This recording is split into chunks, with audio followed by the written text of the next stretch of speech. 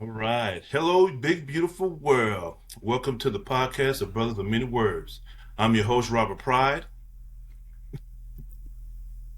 you, you still said it. Man, All right. And I'm your co-host, King Mackie. Good to see y'all brothers tonight. Special guest Christopher Wilkins. Got Corey Hill, y'all. Corey Hill, how's everybody doing today? How was everybody's week so far? Well, the week is over. I just know. Wonderful. Yes. It's good to go. Yes. Everything's good. Yes, sir. Wonderful. Hey, looking forward to the next week. That's right. That's right. Yeah. That's right. So, before we get started here, I'm going to shed a few words of positivity here, a little bit of inspiration. And this right here is an ancient Egyptian proverb that I'm going to read this from. Okay. And so it goes, it is very hard to leave the things we have grown used to, which meet our gaze on every side. Appearances delight us, whereas things which appear not make their believing hard. Evils are the more apparent things, whereas the good can never show itself into the eyes, for it hath neither form nor figure. Thought that was very good. Thought that was a very I good like proverb that. right there. I like that. Yes, I sir. like that. Okay, so the premise of tonight's podcast. So on Sundays we do a book club. And so this year's topic will be the origins of Africa. And the origins of Africa are deeply rooted in the continent's role as the cradle of humanity. All modern humans, Homo sapiens, share a common origin in Africa as supported by genetic, fossil, and archaeological evidence. This subject is very powerful, very explosive, passionate, and absolutely very energetic as well. So, the purpose of our podcast is to have open discussions on various subjects by way of reading books and articles related to the topics picked, which would allow us to discuss, review, debate, and enlighten ourselves along the way, as well as those who wish to join us on this beautiful journey. So, Yes, sir. the book that we're going to be reading today is. Can you see that? Introduction. Can you see that pretty good? With the light on It's it. a little glare. It's a little bit of a glare. Let's see here. That better. Take out the glare. There we go. Oh, There we go. Introduction Yes, to sir. African Civilizations, written by Mr. John G. Jackson.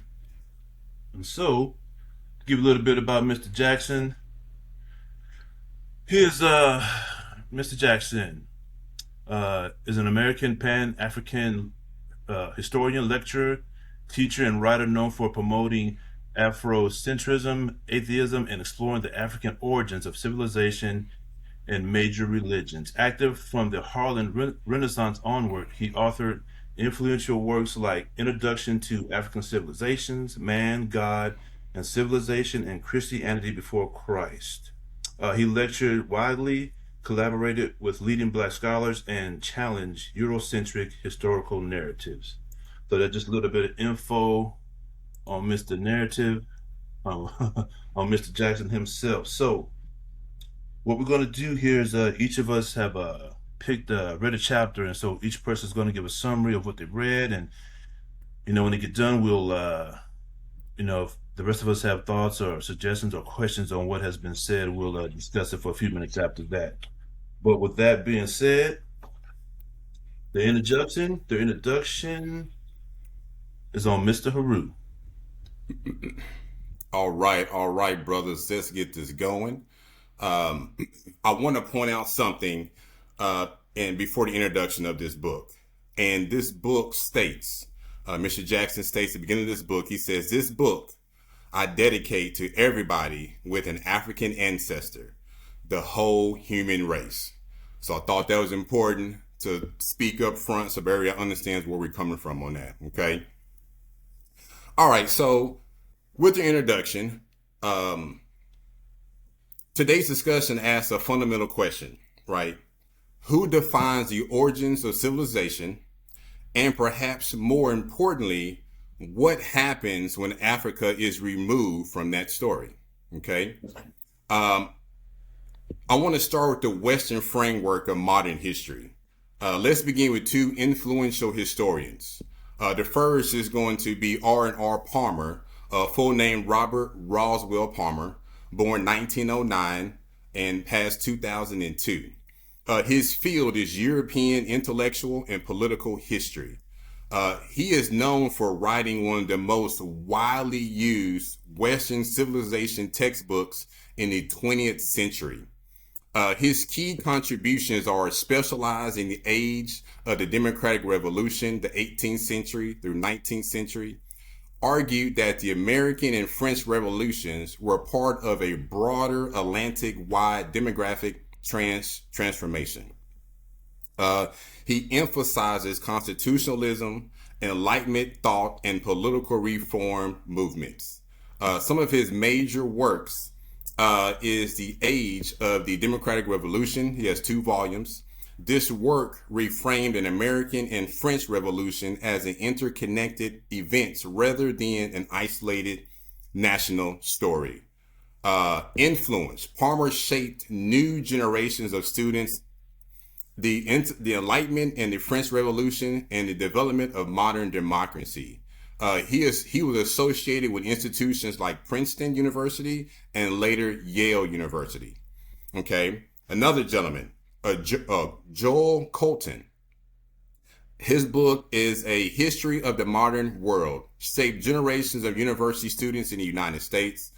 Palmer emphasized democratic revolution, liberal political theory, and ideology development of modern Europe. Colton later updated the work to include the World Wars, the Cold Wars, social and economic modernization. Together, they represent elite Western academic training and liberal demographic worldwide. The book became a gold standard, but it also reflected a central assumption. And that assumption was that modern political freedom is largely a European achievement. That framework shaped how modern history was taught for decades. And why this matters.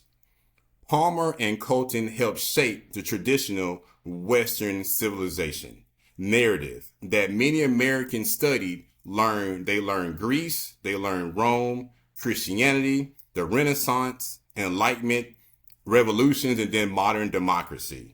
Their framework emphasized the political development and demographic institutions, sometimes criticized being Eurocentric, minimizing Africa and Asian and non-Western civilizations, framing history as a progression toward Western liberal democracy. Okay, so they were basically the fathers of the Western civilization narrative. Okay, and so what I want to go to next, based upon his introduction, Mr. Jackson does a really good job as, bringing an understanding of maybe where confusion, or I would say a bias came from when it comes dealing with Africa and Asia. And then he kind of goes into where they find their evidence that Africa held a intellectual civilization as well. Okay, so on this particular subject, this one is called the psychological condition. Okay, Cantu Cullen, she was the author that Mr. Jackson mentioned in his book. So now we're shifting from textbooks from Colton and Palmer to more of a poetry. Okay, Colleen, in poems like Heritage, Colleen wrestled with something deeper than race. He explored the word Negro, not as a color, but as a condition shaped by slavery, exile, culture, amnesia, and disconnection from African origins. If Africa is erased from world history, then identity becomes fractured. And I would say, just in my opinion, we kind of see that fracture, today in our Western society. And so let's go to more the intellectual counter tradition. Okay, so next comes a scholar who challenged the dominant narrative. His name is Richard B. Moore. Moore insisted that reclaiming African history was political work. For him, history was tied directly to liberation. Another gentleman involved with this is William Leo Hinsbury.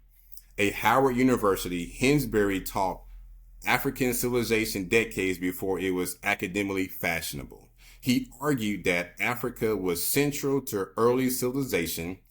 Egypt must be understood in African context, and human origins and early state formation required African analysis. Okay. And again, like I said, these are just key points, but also authors that Jackson, I would say, summons in this book and through his introduction to give some backbone to what he's stating further down the book. Okay.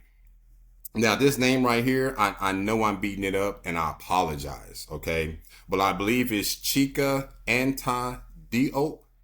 Okay. In the nations of the Black Africa and their culture, Diop made a scientific case that ancient Egypt was a Black African civilization. Culture continuity linked Nile Valley societies to wider Africa, and European, emphasis or minimize African performance. This is what I would say. Diop moved the discussion from emotional to data, linguistic, and archaeological archaeological. All right. So meaning that, instead of the book being emotional, they used data to back up what they were stating. A statement that they made was, this was not protest, this was method. Okay. But further going on, the classic record. Okay. So long before modern debates, ancient writers recorded African iniquity. Herodotus described Egypt as a dark-skinned and knowledge African cultural influence. Diodorus Siculus, all right, and Chris might know a little bit better than me, but recorded Ethiopian traditions claiming they were the most ancient people. Civilization flowed from south to north, and Egypt inherited religious and political forms from Ethiopia. He did not invent these claims, he transmitted them. Okay. So again, I'm just going over certain authors and philosophers and historians in the introduction of the African civilization. Okay, by by Mr. John G. Jackson. Okay. Here's another professor, Professor Heron and Trade Power, Aaron Herman Luigi Heron, an historical researcher into the politics, intercourse, and trade of the principal nations of iniquity. Heron argued Egypt depended heavily on African trade. Gold, ivory, incense, and manpower came from the south. Control of African trade routes meant political dominance. Okay, he treated Ethiopia and Nubia societies as geopolitical actors, not myths. Okay, this was an early 19th century scholar, and he quietly disrupted Eurocentric assumptions. Okay, which again is what Mr. Jackson is intended to do here. Okay, now going further down the book, I've read about this tribe several times, and I've almost become somewhat possessed with this tribe, is what I would say, because they stood their ground, and they actually fought the British for over 100 years. Okay, 100 years. All right.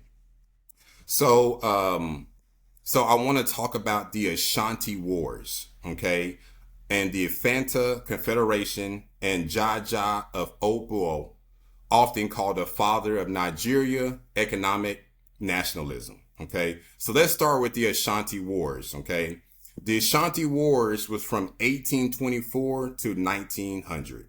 The Ashanti Wars were a series of conflicts between Ashanti Empire and the British Empire in what is now called Ghana.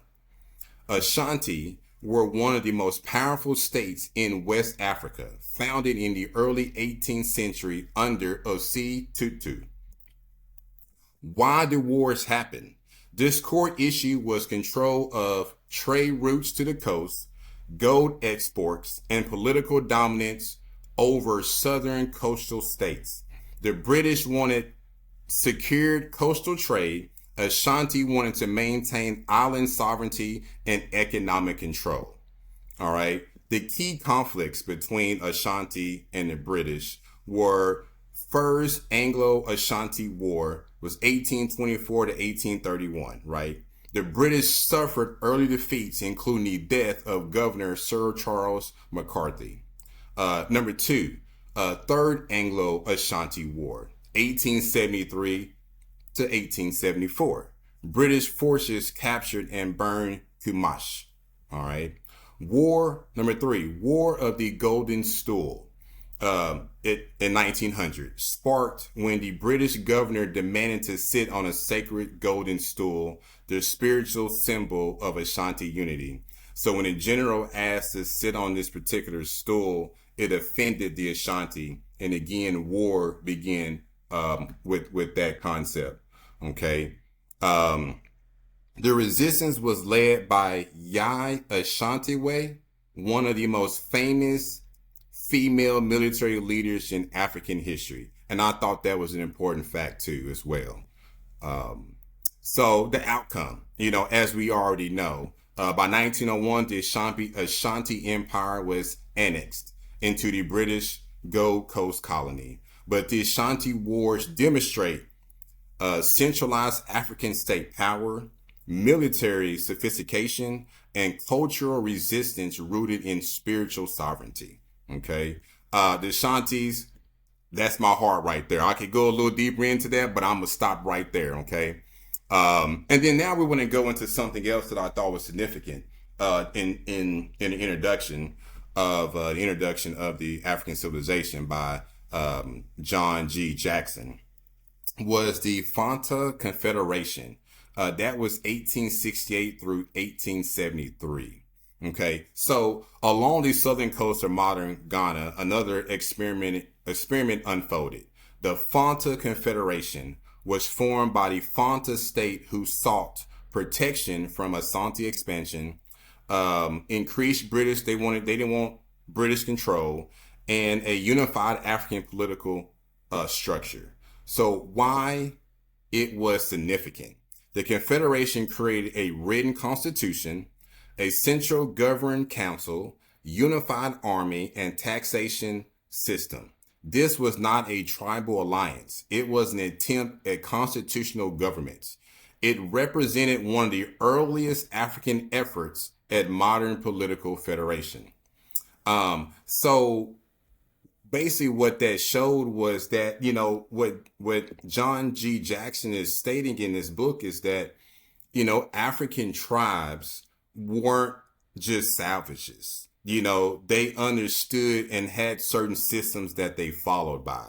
And so I think that's important to understand that through the Ashanti Wars, when fighting off the British for over, 75 years, it allowed them to be, like, again, their military was sophisticated in order to do that.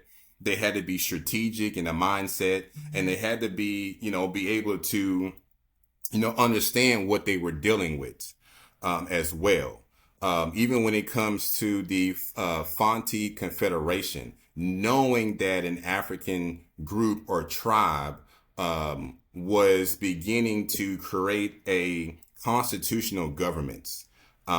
They were definitely experimenting with it if they just hadn't had it done yet. And then going to number three, is Jaja of Obo, economic nationalism in the Nigerian Delta, or Niger Delta. So now we move east to the Niger Delta. Okay. Jaja was born around 1821. Jaja rose from enslavement to become ruler of the kingdom of Obu in present-day Nigeria. Okay. What made Jaja different? Jaja understood critically. European merchants were shifting from slave trade to palm oil commerce. Palm oil was essential to Britain's Industrial Revolution. It was used in soap, lubricants, and machinery.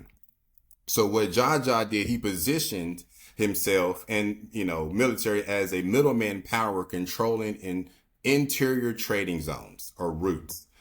He insisted that Europeans must trade on African terms, that they could not bypass African brokers, and price would be regulated locally. This was a economic sovereignty. British response, British firmly wanted free trade, meaning direct access to producers. And then also in 1887, the British tricked Jaja into boarding a ship under negotiation pretense. He was arrested, exiled, removed from power. But again, the reason why he's considered the father of nationalism is Jaja signified in three things. He defended African economic control. He defended African economic control. He resisted unequal trade treaties, and he insisted on political sovereignty in an era of imperial expansion. He represented an era from an economic nationalism decades before formal Nigerian nationalism emerged in the 20th century.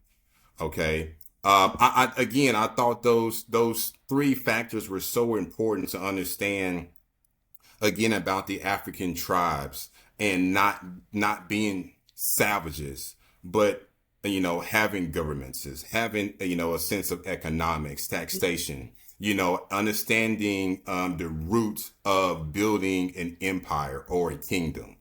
That was just really stood out to me when it came down to the introduction. Here's just a little bit of reflection. Okay. The 19th century in West Africa was not simply a story of European expansion. It was a contest over who controls trade, who defines sovereignty, and who sets the rules of modern political life. Colonism interrupted these projectors. It did not create them. And I feel like that's significant to understand. Now, here I am going back to other authors that were introduced in the introduction. And here is some understanding of what they stated based upon Africans and their tribes and their lineages.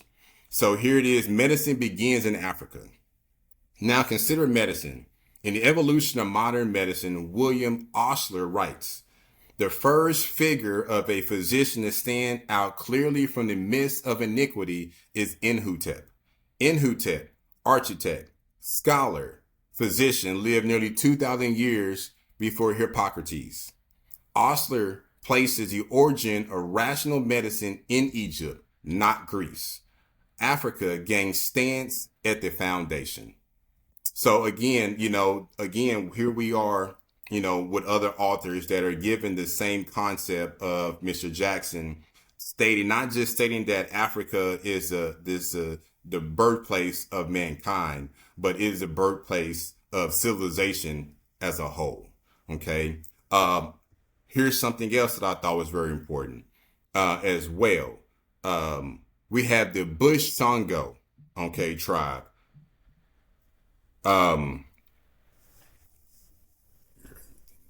So we have, but anyway, so I again, let me just go to my reflections. So closing reflections is, if we accept that civilization flowed through Africa, trade networks shaped Mediterranean power, medicine began in the Nile Valley, political institutions thrived in Central Africa, identity fractures when history is erased. So then the question is no longer whether Africa contributed. The question becomes, why was it minimalized? And what does restoring that narrative change? Okay. Africa, and then my final line is, Africa is not a footnote of civilization. It is the architect of civilization. I digress. That's very good, brother. That's very, very I know good. I was just. No, that's very good. No, this is very good. It's hard to do that when there's so much information. There's It is. just to add my 2 cents. There's so much division today, especially when it comes to the races, and everybody wants to be separate and say things to, as far as stick to your own race and this and that and the other.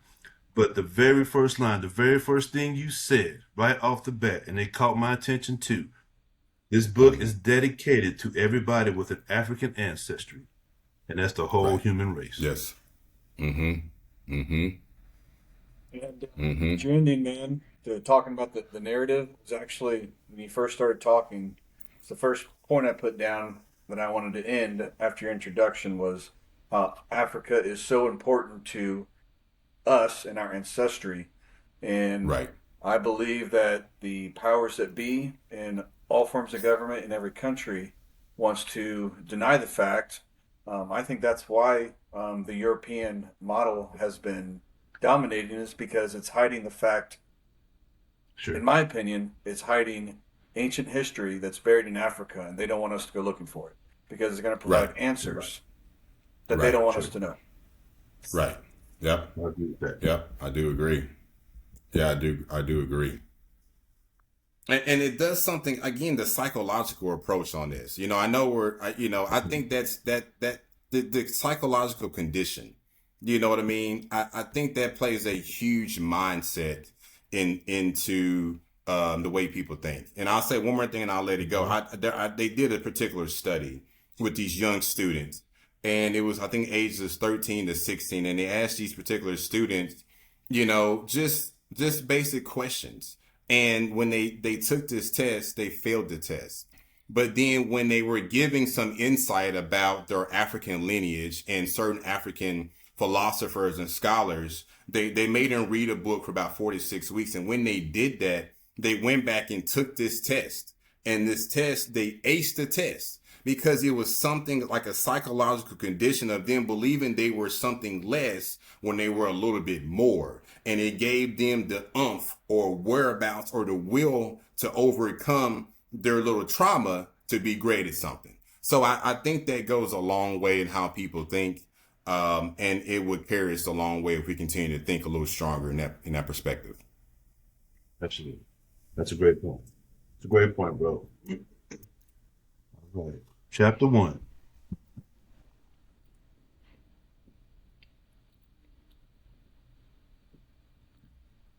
All right. Okay, so all right, gentlemen, I got chapter one, and it's a very interesting chapter, and John Mr. Jackson does a really good job on bringing out all the different scholars throughout time and throughout some of the things that we learned in school as well. So what he does is he starts out with um, John Archip James Usher, which was an Irish scholar. I'm sorry, an Irish scholar who in 1650 he wrote this book called The Annals of the Ancient and the New Testament. And so he figured that he knew how old, in his opinion, that the Earth was. And he Right. said, the Earth began in 4004 BC. So Right. this is where it all starts.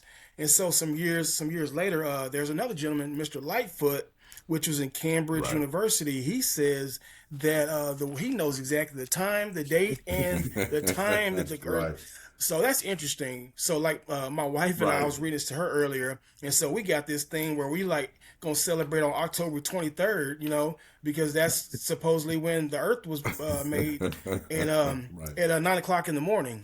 So I mean that Right. was that's interesting. That I never knew that. It's a fun fact. Um, Right. but today we do believe that the world is 4.5 billion years old. But Right. moving along to some of the other scholars that Mr. Jackson brings up is Sir James John, and so Sir James John believed that the sun, floated through space, and we was a wandering star, and the gravitational pull force causes the tides, and yada yada yada. And I'm sure we've heard that one before. Um, Okay, so there's another professor called Raymond Littleton, and he believed that the that we were one big, one big the Earth. I'm sorry, the sun was one big giant ball, hydrogen gas, and then the Mm. stars are called supernovas, and the Big Bang Theory. That's where I got from. That's what we were taught back in the 80s and the 90s in school. The Big Bang Theory, that it just exploded and life came. And if you want to know more about that book, It's called The Modern Universe, and that's by Raymond Littleton. If you want to read more into that one. Um, moving forward, he brings up some other gentlemen. You have to excuse me, okay, gentlemen. Okay, I'm looking at my notes. He brings up some other gentlemen. Um, let's see, Raymond Littleton. Okay, so he brings up brings up Darwin. So we all heard of Darwin. Darwin is the gentleman Right. who the selection. So Darwin um, has the book The Origin of the Species that was in 1859, and he wrote. I'm sorry. You have to forgive me on this one. Okay, so Darwin. This is the first time. This is the first time that we hear that life began in Africa, which was to me was from Darwin. Darwin says it, but I think that they kind of start shutting it down. So he says in 1859 in his book, the the the book in 1859. Excuse me, gentlemen. Well, in 1859, he said he made a comment um, that the Africa was more than likely the cradle of mankind. Mm-hmm. Okay, so in moving later on in 1921, there was this gentleman that we just got to reading. This book is called, this gentleman is called Albert Churchward. Okay, so Mr. Churchward, we all know him. He was a doctor. He was he was in the Royal Physicians, the Royal Council of Surgeons. He was a Mason. He was an archaeologist, and he was an anthropologist. And that's important because he's esteemed and he was well educated, and so he wrote the book.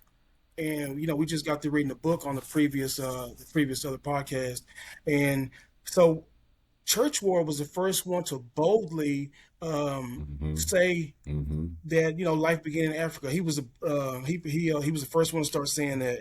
Um,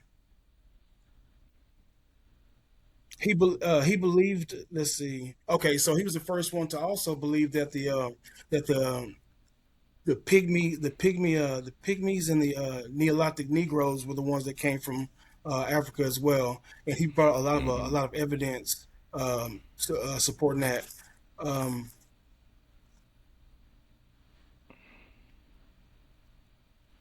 okay, so yeah, I got kind of like a brain fog, brain fog there, Jim. Hold on, let me get back on it. All right, so Mr. Churchward also, whenever he brought this stuff out, they wanted proof. The people from I won't even say Europeans, but the Mm-hmm. English, the English people, the his superiors, they wanted proof, and because they didn't believe what he said. So around 1924, um, in I think it was in South Africa, in a South African like a rock quarry, like a lime company Mm-hmm. called Northern Lime Company. Um, they were blasting and blasting rocks. So what happened was they found a skull, and the Mm-hmm. skull they looked at it. He ended up turning it into a gentleman by the name of Raymond Dart. So he turned the Mm-hmm. skull into Dart. Dart looked at it. Dart instantly wrote a book, and he wrote a Mm-hmm. paper called "The First South African Man Like Ape." So Mm-hmm. this is starting the narrative on the real narrative of the life beginning in Africa. So Mm-hmm. um, the his superiors didn't believe him. So what he did, he got with a gentleman named Robert Broom. He got with this gentleman, and they linked up, and they started to Mm-hmm. do explorations, and they started to explorations and I can't think about it. Explorations and digging up fossils and stuff. So Uh-huh. they ended up getting together. So they showed all this evidence to their superiors and all the experts, uh, and the experts like straight shut them down. So Mm-hmm. let's see.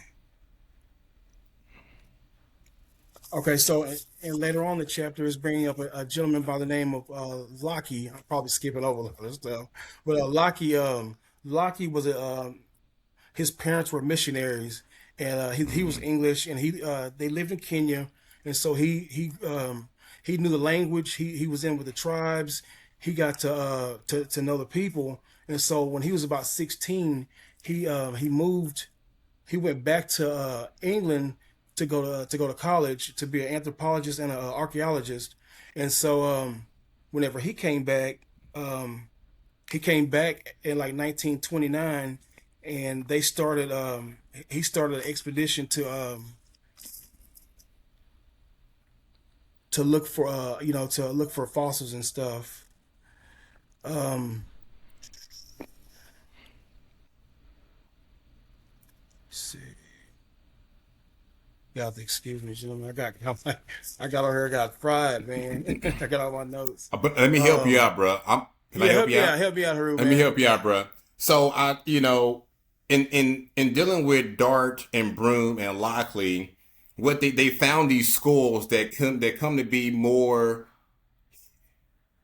not Homo sapien, but Homo habilities, meaning that they had the abilities to make tools. You know what I mean? And so, even to this day, it says that in a National Geographic Society, scientists have unearthed evidence that a bone smashing African ancestor of a man used a crude stone hammer tool 12 million years ago.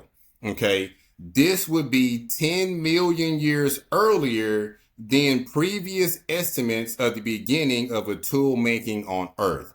So again, this kind of goes back to the beginning where, people agreed that Africa was the birthplace of everybody. But the problem is that they didn't agree that they were civilized. They were in Hmm. civilization. They didn't believe they could do governments or have tools and this and this and this. So the biggest point about what Mr. Jackson is doing is he's just pinpointing the facts on how these particular scientists found these skulls, but then given to other philosophers or scholars, they Yes, denounced they it deny because, it. of course, it Yes. doesn't go against the narrative. It doesn't go with the narrative that they needed. So, as a matter of fact, Professor Lockley has an article called the Tariq, Tarikh, 1906, Volume 1, Number 3. And it basically is entitled Man in Africa, The Earliest Beginnings to the Coming of Metal. It was published by the Historic Society of Nigeria by Longman. But again, they're basically stating that Africa was a civilization. They used tools to hunt, to maneuver through life. But again, when you come to the Western understanding, they basically take that out the narrative, just like Palmer stated and Colton stated that it basically started with Greece and then moved on from there. Some philosophers would give praise to Asia, but they wouldn't give that praise to Africa. So help my brother out on Very that well one. put, brother. I appreciate you for for finishing that up for me, brother. I Absolutely, appreciate bro. that. Yes, sir. But Absolutely. that's the everything that happened in chapter one. Um, anybody get anything else from chapter one? Yeah, Sums it up, man. I don't got anything. Yeah. Yeah, that was good. I'll just say, it's on page 38. So when we read Dr. Finch's book, and right off the bat, how he broke it down from the very substance of Mm-hmm. the Mm-hmm. cells and how they were created. So on page 38, he Right. does the Yeah. same thing. The first life forms a Right.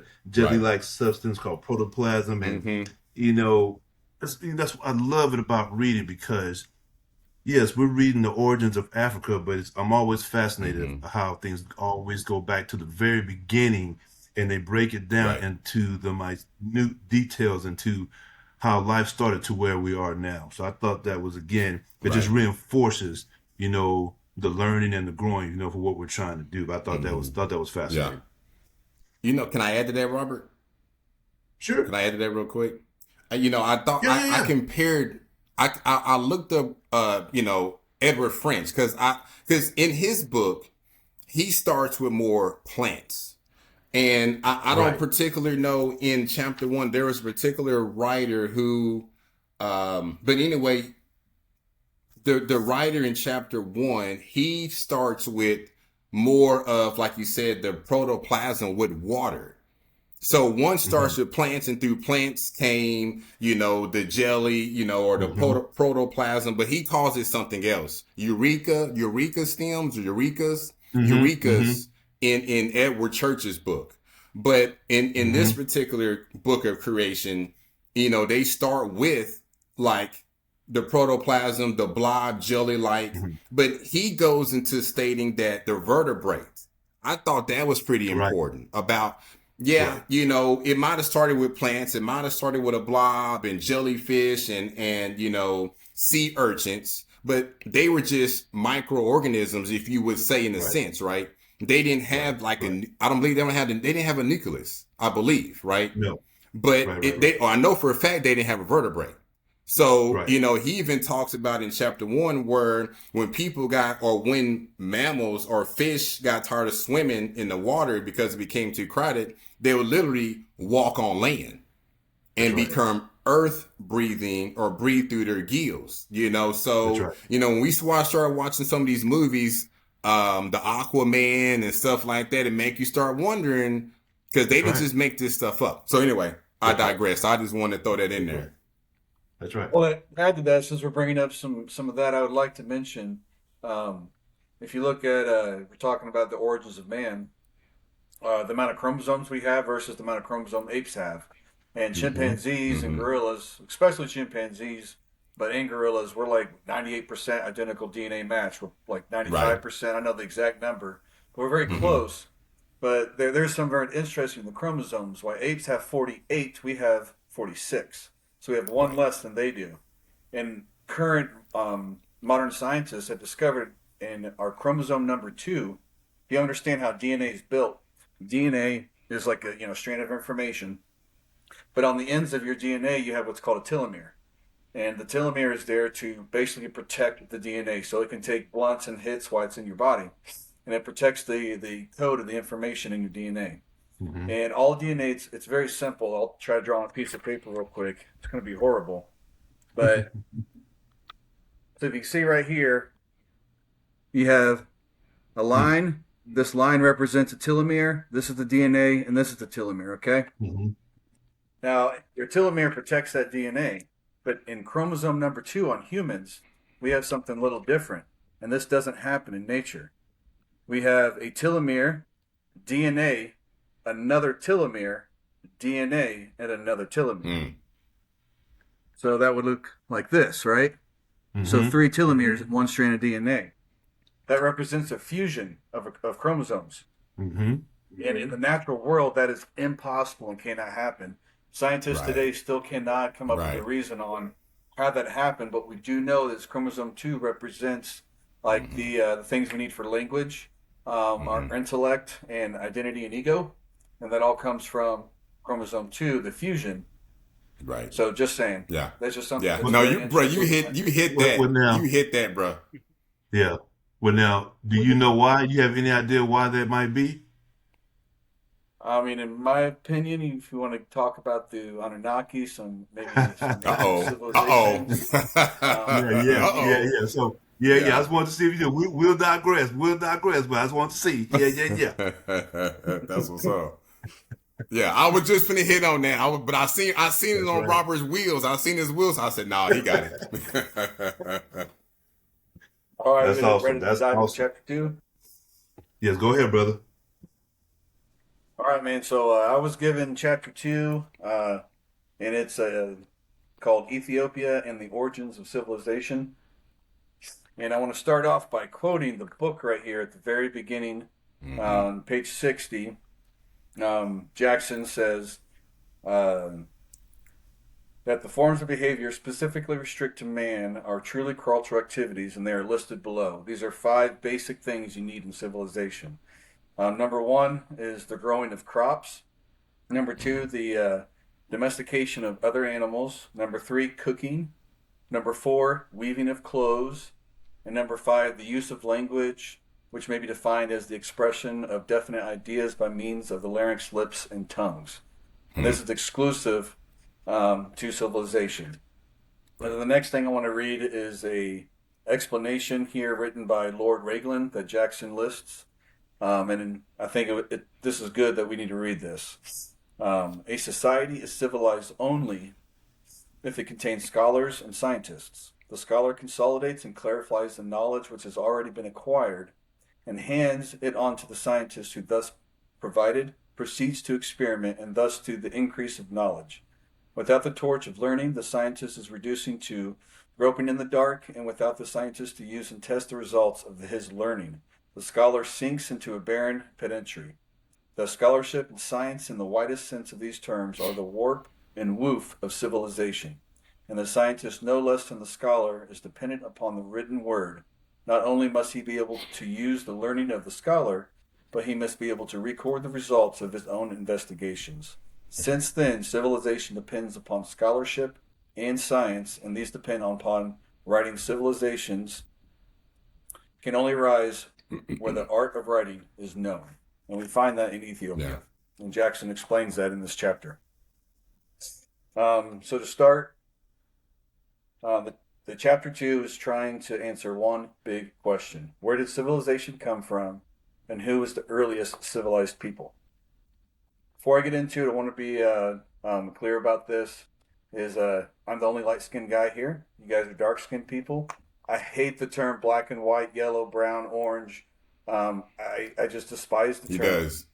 He does. And because we are all one race, we're all brothers and sisters. Where I agree with this in the heart of Jackson's argument is that early Ethiopian peoples played a massive role in building the foundation of civilization, and the later cultures often built on what came before. But I reject the idea of humans being split into superior and inferior races. In my view, we're one human family, one ancestry, and the differences we see are small adaptations, not separate kinds of people. And moving on to the archaic early civilization and foundation, Jackson frames an archaic world of early civilization and old foundation that later civilizations inherit.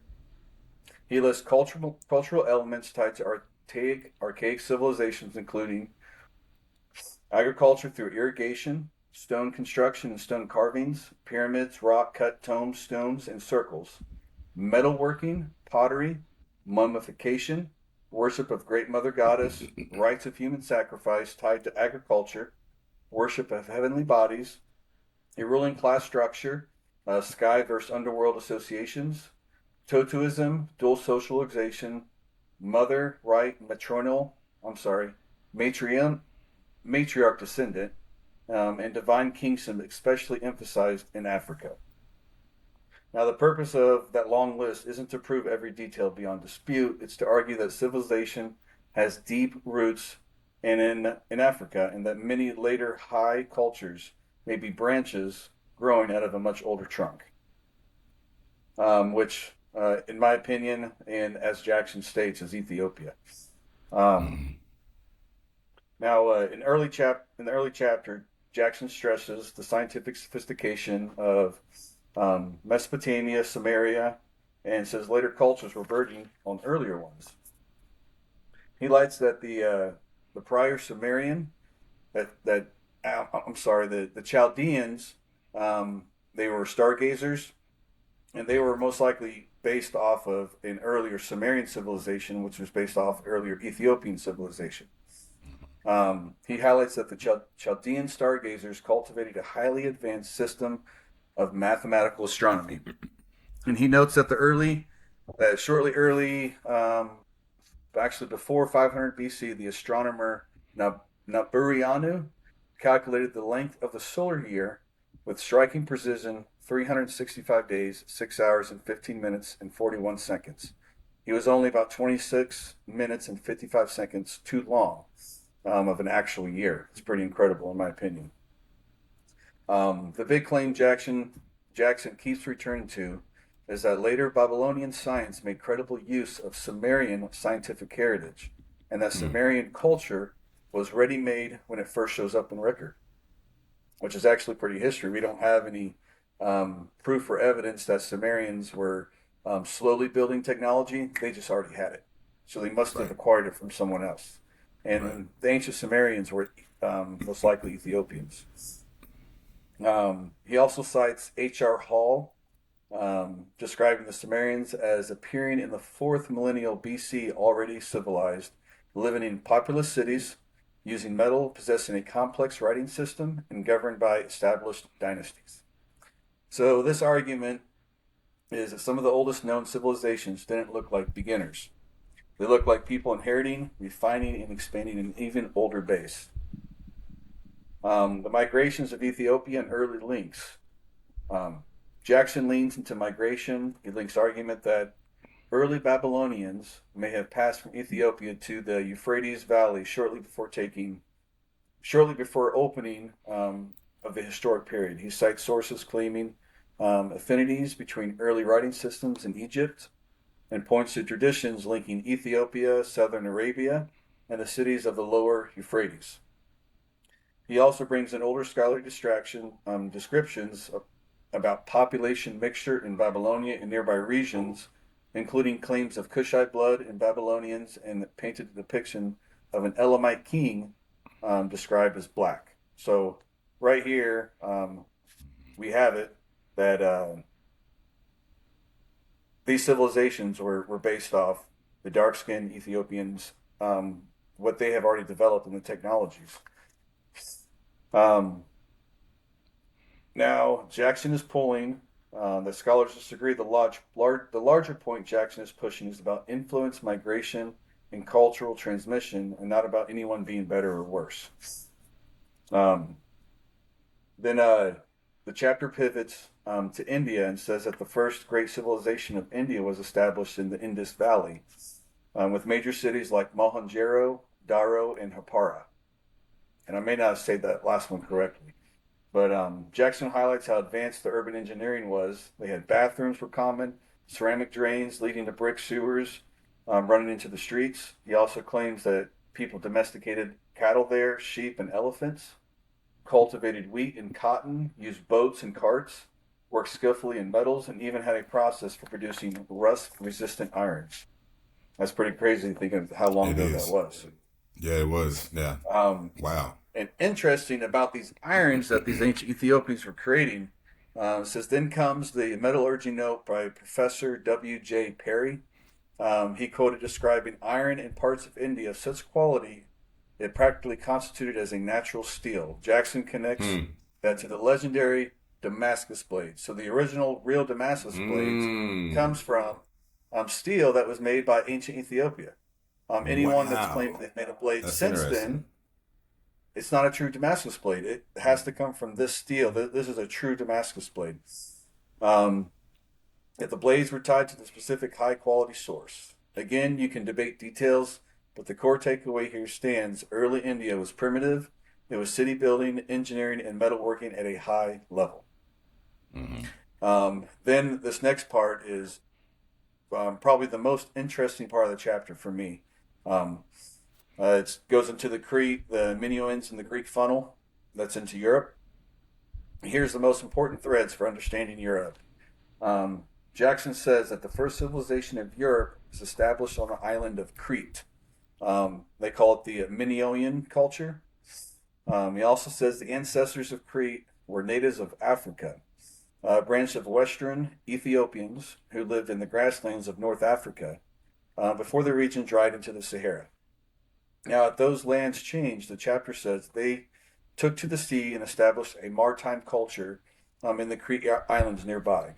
At its peak around 1700 BC, the center was Knossos. Jackson described a huge palace complex, 5 stories high, spread over 4 acres, filled with frescoes and mosaics. So these people had a very good civilization. Right. They had art, and whenever you have art, I mean that's right there. That's a civilization. But here's the really cool part. Here's the technology piece that jumped out at me. He describes bathrooms with terracotta baths and advanced drainage constructed with faucets and joints and pipes that in the chapter's telling were not surpassed until modern times, around 19th century. Oh wow. Oh This is wow. before Greece, before Rome. Mm-hmm. We had all of this. Socially, he Right. emphasizes that gnosis It had no city walls. People had leisure, music, dance, athletics. Women enjoyed the same rights and privileges as men, something we don't see until Roman times, so this is actually before. Women enjoyed the same rights and privileges as men, and there was no powerful priesthood or no major temple system. Then comes the turning point. Jackson says around 1400 BC, so about 300 years later, this culture was laid in ruins by an invasion of the semi-barbarous groups, Greeks from the north. Let me get a drink here.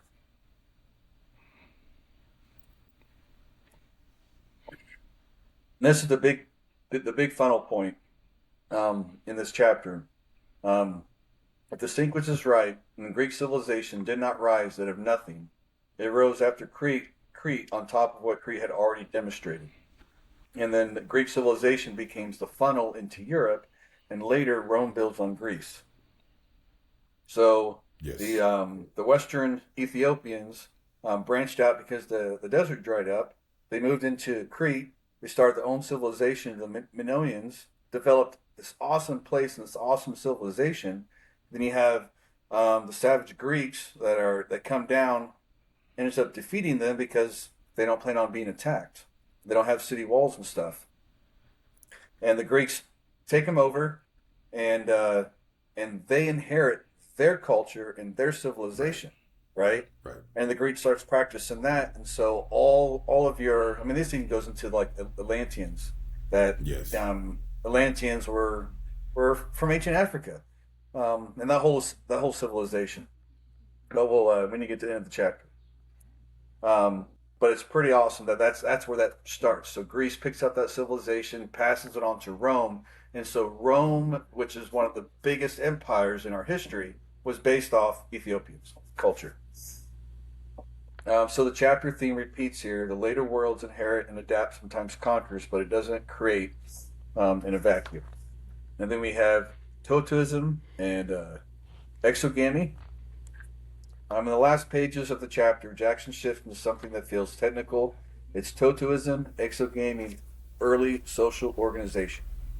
The reason he does this is simple. He's trying to show that early African social patterns tied to the archaic civilization traveled far and left traces. He cites Sir J.G. Fraser on the idea that totemism is very old and widely found among many savages and barbarous people, and that it's absent from the yellow and red races in Fraser's framing.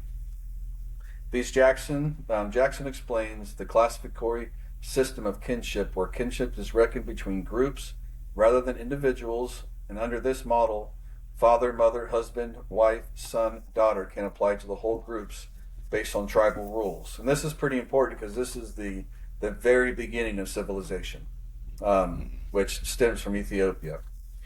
Fraser is quoting here, arguing that this makes sense if you assume very old systems of group marriage. Jackson walks through the dual organization of exogamy systems. You got 2-class, 4-class, 8-class, and how these systems restrict marriage between relatives. To illustrate, he uses the calamari of South Australia, laying out fire trees, clans, and mating roles, and he argues that Australia becomes an isolated museum where older social systems survive and fossilize. And Jackson's takeaway is summarized as totemism and exogamy are treated as part of the archaic culture package with roots in Africa, and Australia preserves a cut-off version of it. So when exogamy was migrating, it moved over to Australia, and then it kind of stuck there and it never went anything else. But the exogamy and totemism kind of converged in Africa and created a more complicated system and better system. And then the very end, he has an appendix, a 2-page appendix on race. The appendix turns into the controversial history of race classification. It walks. So the scholars kept changing their categories in this appendix. I won't list them all because there's so many people that was involved in this and give their opinions. We got people talking 4 races, 5 races, 12 races. We go all the way up to 34 races, 6 divisions. 29 races. I mean, all kinds Right. of different people with different opinions trying to split up all these things. And there's never an agreement. Never one. We never. No one has ever actually came to an agreement on this. It's just people stating their opinions. My takeaway Right. is just where I voice my voice pretty crystal clear. There are human attempts to label and classify, and a lot of it reflects the era and the politics of the people doing the labeling. It's not clean, subtle, or sacred. I agree with Jackson's larger historical thrust that early dark skinned peoples were central in building the foundation of civilization, but I do not accept the idea of separate human races as separate kinds of people. I believe we're one human race, we share ancestry, our DNA differences are tiny, mostly surface traits like pigmentation and certain facial features. There's no superior group, nobody is more human than anyone else, and in my view, we're all brothers and sisters. Different shades. We're all different shades of the same family.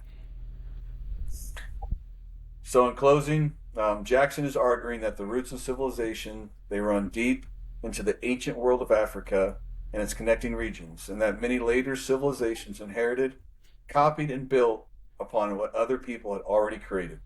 My final word is recognizing contributions is about ranking human. It's about telling the story honestly without erasing anybody. That's all I got for Like chapter that. two, Very guys. good. Very good job. I Very like good that. job, Very Chris. good. Very good You job. Yeah, I know, like that, bro. Thank yeah, you. Very good job. I want to say about that the classificatory system. As we read with Dr. Churchward, in the beginning they were very promiscuous.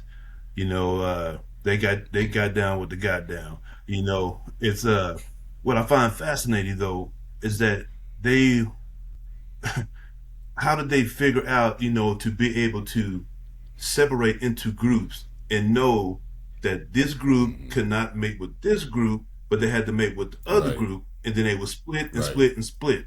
I just find that Right. fascinating because, they couldn't talk. They spoke with sounds and at that point, but it just, if they even did that, but I just find it fascinating that they were able to figure that out, not to be able to um, sleep with the same blood, so to speak.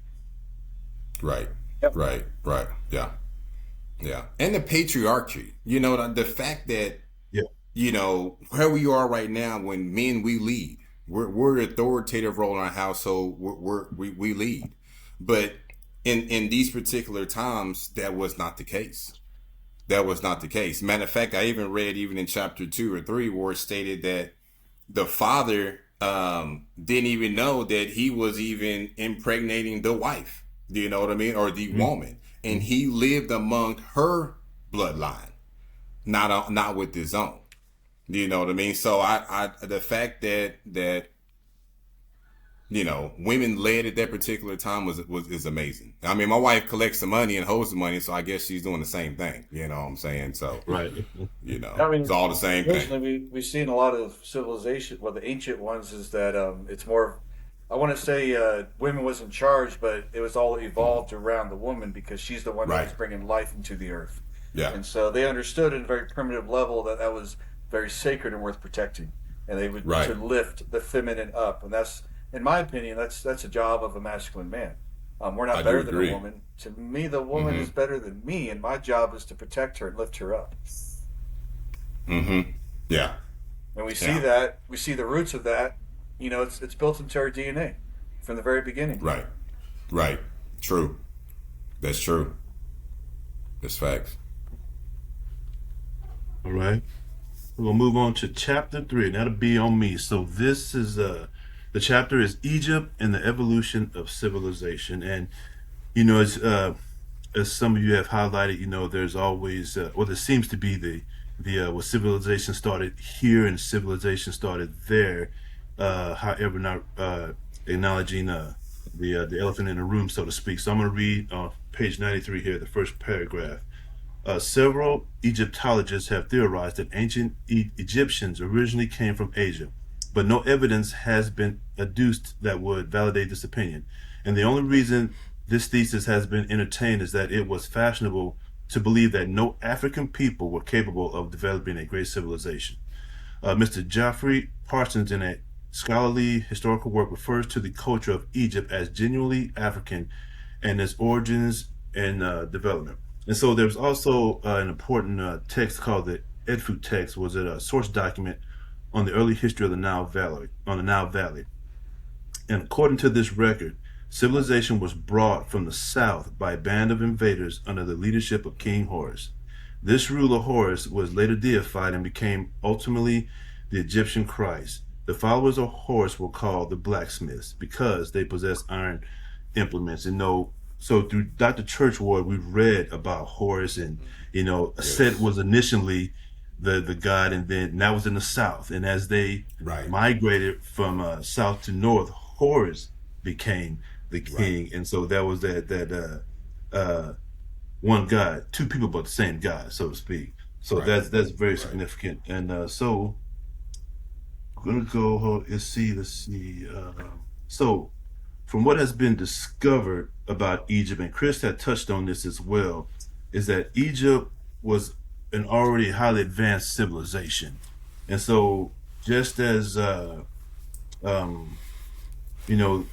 is the theory that and it may be already fact by now, that just as the Romans or the Greeks had passed on to the Romans, the Egyptians were already, who influenced them? Who influenced them? Because they were very highly advanced civilization as well. And as we know, as history, as we go through history, there's always a passing of the torch, so to speak. From one civilization to one civilization to one civilization to one civilization. So I thought that was interesting as well. And as Haru was just talking about the matriarchal and the patriarchal, which, as we have Mr. Churchward again, he's a very great author, very great historian. And so in the beginning, it was the woman, motherhood was the leader. You hear the echo? Mm-hmm. I was just about to tell. I was a bit, yeah. It's somebody's mic. It's a microphone. Two microphones are on, I think.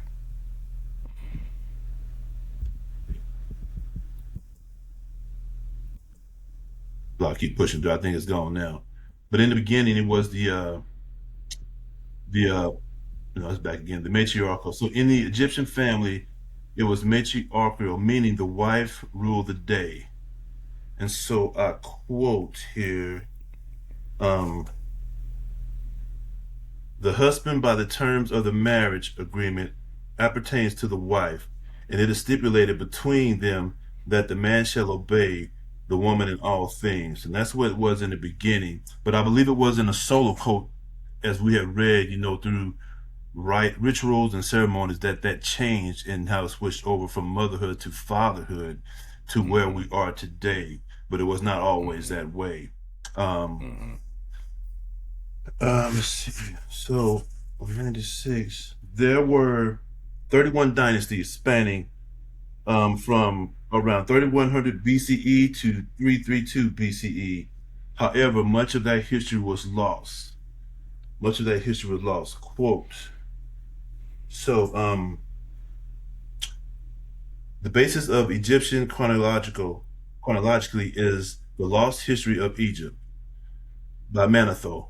Ptolemy Philadelphus, king of Egypt in the 3rd century BC, commissioned Manetho, a learned Egyptian priest of the temple of Sebennytus, to write a history of Egypt from the earliest times up to his own day. Unfortunately, the greater part of this history was lost in the destruction of the Alexandrian library.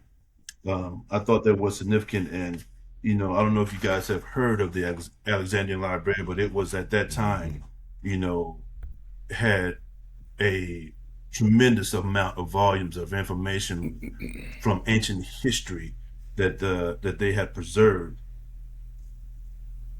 Okay, and so moving on to, so I'm going to mention a lot of those information you're talking about. It's in the Vatican. Oh my gosh, bro! You took the words right out of my mouth. Well. I believe that as well. You took the words right out of my mouth. I believe that as well. Yeah. So I'm going to move along to, I believe you said his name is Hufu, one of history's most dominating personalities. And so He's also known as Cheops. It was Egypt's first golden age. Cheops was the second pharaoh of Egypt's fourth dynasty. His full name is Hanum Hufu, meaning Hanum protects me. He ruled from 2589 BC to 2566 BC. He is significant because he commissioned the Great Pyramid of Giza, which is considered one of the seven wonders of the ancient world. Um, the building of the Great Pyramid is, to me, mathematical brilliance. Mm-hmm. Um, One question that seems to arise, about the building of the pyramids was it built by slaves? Uh, Quote, bear with me here, gentlemen. Bear with me here. Was it built Yes, by sir. slaves? And so, where's it at? 103. Hold on, 103. Built by slaves. So, Pharaoh Khufu has been pictured by certain modern historians as a despot who employed slave labor to erect his colossal pyramid. But this opinion is most certainly erroneous, for slavery was practically unknown in Egypt. It seems that, on the whole, a modern history observes slavery never attained the serious and infamous proportions that it had in Greece or in Italy. Another question that arises is how many people did it take and how long did it take? And so I thought that this is good too. So the building of the Great Pyramid was a great and well organized project. 100,000 men were employed 3 months at a time in transporting the rock to the construction site. Now, I looked this up online, and so it says, it doesn't say 100,000, but it says that it took 3,300 people to build the pyramid. Now, it took them 10 years to build the causeway, and that means the roads and stuff to be able to transport that. But it took them another 20 years to build the pyramid itself. So, there's definitely a huge discrepancy there. In the book, it says 100,000 men for every 3 months versus 3,300 men in total to build that for 20 years. If there were 3,300 men for 20 years to build the Great Pyramid of Giza, they would have to have been phenomenal human beings to move. They would I'm have to have been telling you, Yeah. phenomenal. the Anunnaki. I mean, yeah, yeah, yeah, yeah. Pyramid was And long. so, There. Telling yes, you. sir. Yes, sir. And so 106, let's go here. So I'm moving quite along here. I mean, there's a bunch of information in this chapter. So on here, okay, so uh from 4163 to 3554 BC, Egypt was in turmoil until a nobleman from Thebes named Entel became the first king of the 11th dynasty, which started the Middle Kingdom. Before this was the Old Kingdom, which I was making reference to earlier. During this time, the kingdom expanded and increased their boundaries. Let's see. And so Imhotep, as Huru has spoken about him, was a very prominent figure in Egypt as Hmm. well. And so I'm going to quote here, before taking leave of the Pyramid Age, we must say something about Imhotep, the architect who designed the first pyramid. This truly great man, besides becoming an architect, was vizier, prime minister to King Zoser of the Third Dynasty. In addition, he was an astronomer, a musician, and held the post of chief physician to the monarch. In later days, he was deified and became a god of medicine. There were many buildings and temples made in his honor. Um, he was considered a very, very outstanding individual during those times. Let's see. In 1782 BC, the Hyksos, or shepherd kings, invaded and conquered Egypt. Coincidentally, with the decline of the Middle Age at the same time. They introduced the horse and chariot and the composite bow and improved metal weapons. They ruled Egypt during the 15th, 16th, and 17th dynasties, covering 150 years. They were expelled from Thebes by Amhos I, who founded the 18th dynasty. This was considered the New Kingdom. The kingdom enjoyed much prosperity and growth during this time. Um, there's also mention of King Tut, which I'm sure most of us have heard of him. He was a young king, but he did a lot of good things during his reign, although it was short. The career of King Tut was cut short by his untimely death at the age of 17 years old. And so Right. there's also mention of Moses in here, and Mm. I thought that was we've heard about him before. He's a biblical icon, in the Bible, and you know, as we are starting to see about Moses, that he he definitely passed through the mysteries of the Egyptians. He was taught by them, and so just to read this little part right here from about Moses. Although the monotheistic Anton cult was crushed in Egypt, it did not perish altogether, for there was a young Egyptian priest named Moses, who had received his theological education at Heliopolis and who became a disciple at Anton. When Antonism was suppressed in Egypt, Moses led a group of heretics out of the country and into Palestine. Our authority for the statement that Moses was an Egyptian priest is the historian Manetho, who we believe to be a reliable witness. The opinion of Manetho is endorsed by Strabo, who refers to Moses, who was one of the Egyptian priests, taught his followers that it was an egregious era to represent the deity under any form of animals such as the Egyptians did, or in the shape of a man, or as was the practice of Greeks and Africans.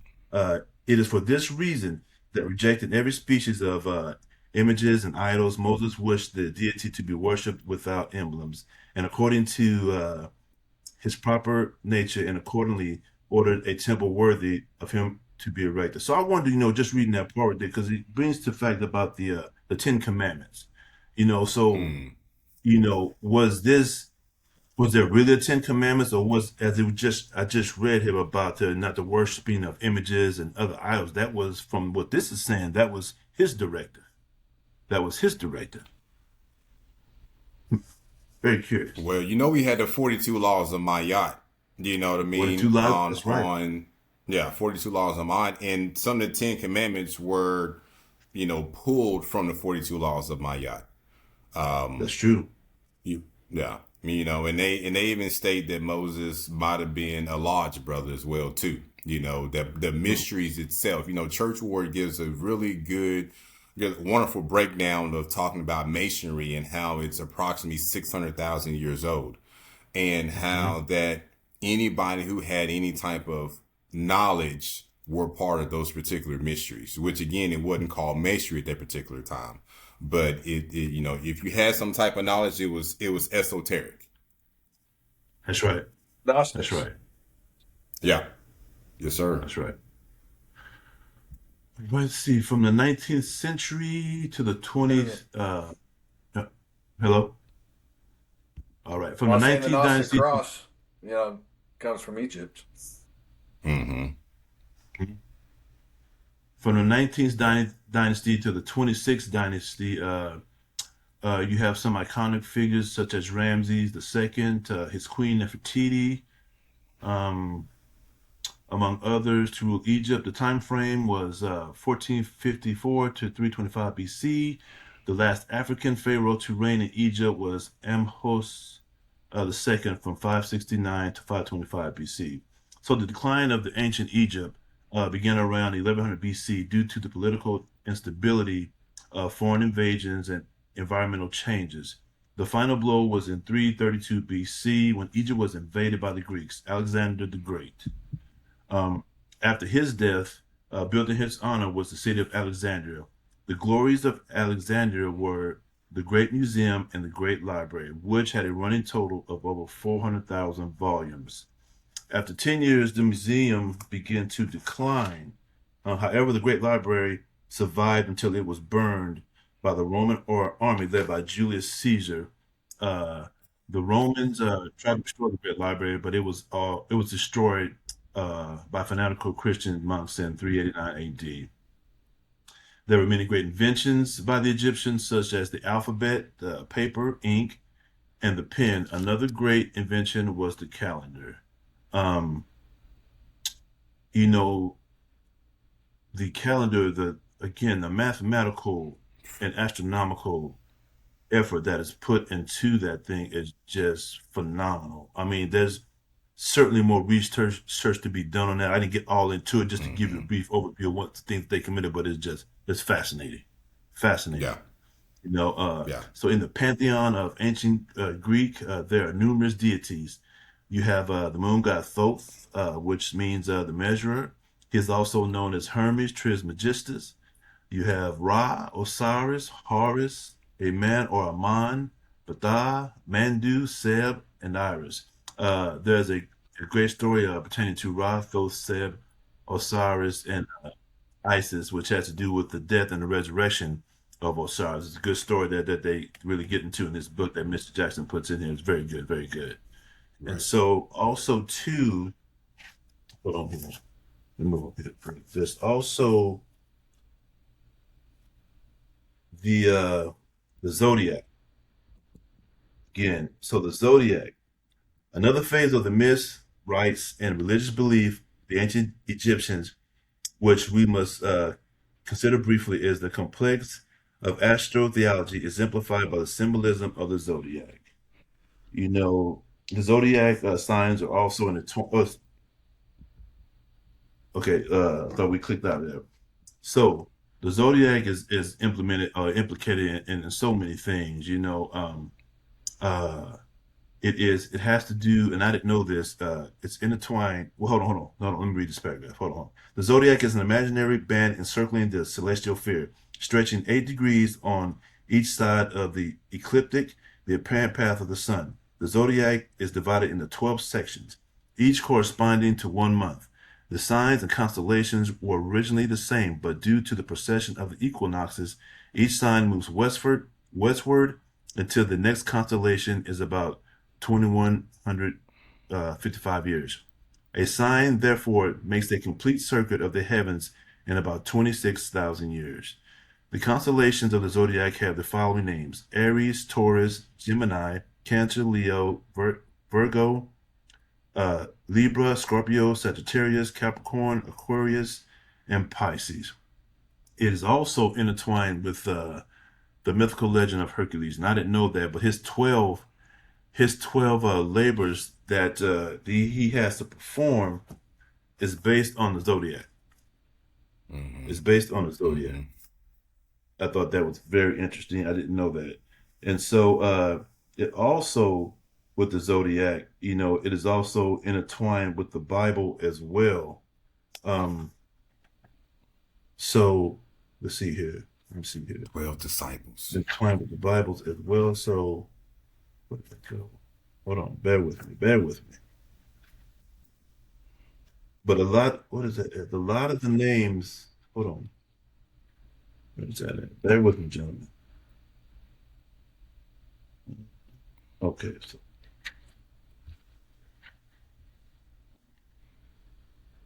where is that?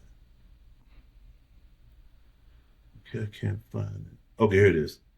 The same sky gods are referred to in the Bible more than once, although the symbols are different, but they were called cherubim. It also is intertwined with the vernal equinox, the summer solstice, the autumnal equinox, the winter solstice. It also is intertwined with horoscopes. It's also intertwined with the birth of Jesus. Right. Um,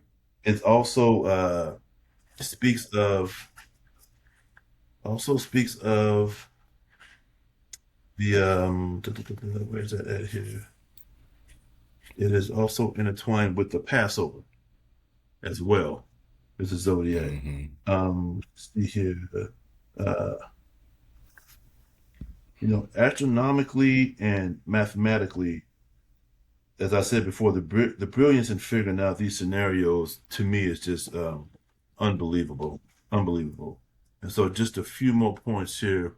Uh, I want to talk about Carthage. Carthage was one of the great African city-states of the ancient world, and it is one of the tragedies of history that after the Punic Wars waged, the Romans Carthage was finally destroyed. And the reason why I talk about them is because just like as in Alexandria, they also too had a great library with numerous, over hundreds of thousands of volumes. And the reason why I mention that is because you take Alexandria and I believe I mentioned another one before this, but also, this one as well, the wealth of knowledge that has been destroyed. And as we have read about, the same thing was applied in religion as well. If they couldn't include it into their religion to make it make sense, they destroyed it.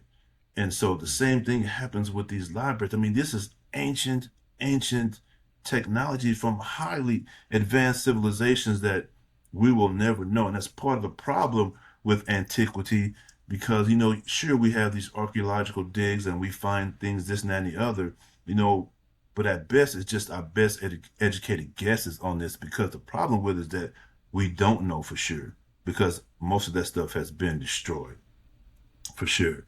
And so a couple more things here. So I want to read this part. I was I gonna want to say read that. I believe that wars and stuff, a lot of wars have been started to block the discovery of these things that we have discovered them and they're keeping them secret. Sure, sure, sure, sure. Got a couple more things here, and then I'll be done. And so many of the problems and puzzles of history could be cleared up. Could be cleared up if we could only get over the absurd propaganda that Africa, for some strange reason and mysterious reason, has for ages been cut off from the rest of the world. If this were so, how is it that the great nations of both ancient and modern times have worshipped black gods and embraced religious systems of African origin? And so I want to read this by Mr. Geoffrey Higgins here. In my search into the origin of the ancient Druids, I continually found at last that my labors terminated with something black. Osiris and the bull were black. All the gods and goddesses of Greece were black. At least this was the case with Jupiter, Bacchus, Hercules, Apollo, Amemnon. The goddesses, Venus, Isis, Hecate, Diana, Juno, Metis, Ceres, Sybil are black. If the reader doubt my word, he may go to the Cathedral of Moulins, the Virgin at Loreto, the Church of Ananacia, the Church of Saint Lazaro, the Church of Saint Stephen, Saint Francisco at Pisa, the Church of Brixton in Tyrol, at the Padilla, to the Church of Saint Theodore in Munich, to the church and Cathedral of Habsburg, to Rome, to the Borgosi Chapel Maria Maggiore, to the Pantheon, to the Chapel of St. Peter's. I mean, it's just so much, and yet, all as, Chris has made mention to is, how this stuff is, being hidden. And just one more thing here, and I'll be done. This is from the appendix. It may be of interest to the reader to know that the ancient Egyptians did not call themselves Egyptians. The name was invented by the Greeks. The African land they called their country called Kim, or Cam or Ham, which literally meant the black land. And they called themselves Hemi, Kamites, or Hamites, meaning the black people. And that's Sir, what I have for chapter. wonderful. Wonderful, brothers. First, That was Jews right. there. Yeah. Yeah. Oh, what'd you say? I didn't hear you. Phenomenal. I said he's talking about the Hamites, and those are some of your original Jews. Yeah. Yeah. Church War's got a he goes mean on them Jews in his book. Yes, he He does. kind of with that we're gonna get on that discussion some other time. But yeah, he kind of debunks their story, in a sense. So it's interesting. It's interesting.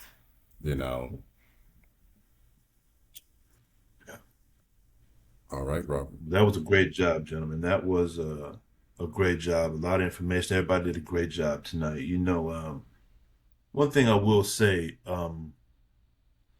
taking this journey, certainly from the religion statue that we took, and also just in this first book, to me, the further that we go back, the blacker that it is. And there's just no denying that. There's no intent or shot at anybody. It's just the truth. And You're 100% right. to try, We were all originally black. yeah, so the the the willful intent to try to hide that, it's it's just wild to me. I mean, I understand why. I understand why to fit their narrative, but that's no longer becoming the case. It is certainly getting out there, and we are certainly a part of that engine of putting it out there. It is the truth. Yes. So you're interested in the Anunnaki and some of that stuff? Oh yeah, oh yeah, Um, and you want to yes. talk about that for a sec? Since we're talking about civilizations and the origin, Go ahead, and go ahead. like where like Caucasians, Europeans, Asians, and all that comes from. Now, Hmm. this is just my opinion, um, maybe a theory. It's not. I don't think there's ever a way we can be able to prove this, but maybe in the future. Sure. You know the Bible story of Babylon, the Tower of Babel. Hmm. I mean, the Tower Hmm. of Babel, Hmm. and that we built that.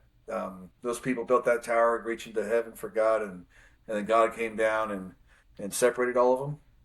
Right. Well, another theory is that was us, the original humans that were black and or dark skinned at that time, and the Anunnaki or the people that were in control of us.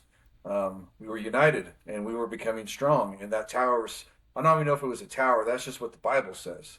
But to me, that's more of a symbol of the unification we had and the power that we had, and the people, the Anunnaki, were afraid of that, and that the reason why we all had different cultures um, is perhaps that the Anunnaki came down and actually separated us and took our DNA and made very, very minor changes just so, and then we started off with nothing, so we thought we're separate, if that makes sense. Hmm. Hmm. Hmm. I know it's Okay. a wild idea, but I Hey. mean, if they created us and we were going to revolt and we were revolting, um, split us apart. Mhm. So, and I've heard that. So, I've heard this theory too as well. So, to what you were saying, that they were afraid of us. They created us. Now, not all of them wanted us to be created, in their image, so to speak. But it happened anyway. And so the thing that they were afraid of, because they were considered gods or were gods. And so, they were already there. What made them nervous about us, from my understanding, is that we would we had the potential to become more powerful than them, because we could live here, but we could also ascend to where they were, which would make us more powerful than them. And so they were afraid of that. And to what you're talking about when you were talking about the chromosomes, and how that is not this has supposedly happened, I believe 200-300 years ago, that happened, the fusion, because it's not something that's man-made. It's something that happened a long time ago. And so there is a theory that they are the reason behind that. There's also that we could we had the capability of living a long time, but there were certain things that were done to where now we can only, our lifespan is the most 120 years, if I'm not mistaken, Well, at best. the evidence for that shows up in the book of Genesis. In Genesis, the Noah, I mean, the Hmm. scripture says that I will make man, number man, to his days to 120 years. You can believe that as religion, that God came down and was like, oh, you're not going to live any more than Right, 120 years.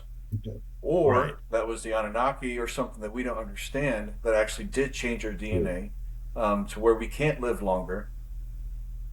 Or another explanation for that is after the flood, we didn't have the vegetation, so the oxygen level on the Earth went down, and that's why we don't live as long because we don't have as much oxygen.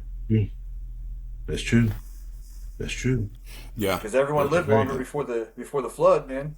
I mean, in the Yeah. Bible, we have all those accounts of people living 700, 800, 900 years old, and then boom, the flood happens, wipes everything out, and the next thing you know, we're dying earlier. Yeah, I think the concept of time, and I know we need to get off. I know we kind of over already, but I think the concept of time and celebrating birthdays and stuff like that, even the Gregorian calendar is part of our deception. I feel like that, we talked about the separation. I really believe man created that by all means. I do. Even when we go to the counts of, what was it, 322, 325 counts of Nicaea, when Yeah, Constantine, decides to make, Christ a legitimate thing, even though he didn't believe it himself. You know what I mean? But men use stuff to build their justification of what they do. Even when we look into different religions, it's based upon, if I want to have multiple wives, I'm going to choose this particular religion. You know what I mean? If so I feel like, man, I wouldn't want to believe our creators would deceive us like that. You know what I mean?